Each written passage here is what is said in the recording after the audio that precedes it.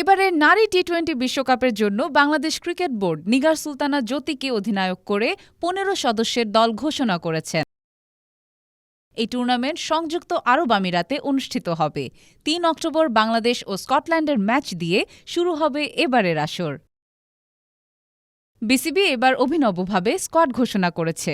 নিজেদের ফেসবুক পেজে আজ দুপুরে একটি ভিডিও পোস্ট করে, যেখানে কানাডা, দক্ষিণ আফ্রিকা, যুক্তরাষ্ট্র, মালয়েশিয়া, সুইডেন সহ বিশ্বের বিভিন্ন দেশের প্রবাসীরা খেলোয়াড়দের শুভেচ্ছা জানিয়ে দল ঘোষণা করেন।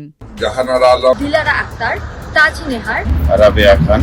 আসন্ন আইসিসি ওমেন্স টি-20 বিশ্বকাপে বাংলাদেশ নারী দলকে অনেক অনেক শুভেচ্ছা। বাংলাদেশের স্কোয়াডে রয়েছেন নিগার সুলতানা জ্যোতি, নাহিদা আক্তার, মুর্শিদা খাতুন, স্বর্ণা আক্তার, ঋতুমণি, শোভানা মোস্তারি, রাবেয়া খান, সুলতানা খাতুন, ফাহিমা খাতুন, মারুফা আক্তার, জাহানারা আলম, দিলারা আক্তার, তাজ নেহার, সাথী রানী এবং দিশা বিশ্বাস।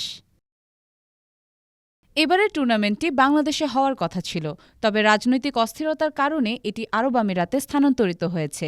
১৫ অক্টোবর গ্রুপ পর্বের খেলা শেষ হবে।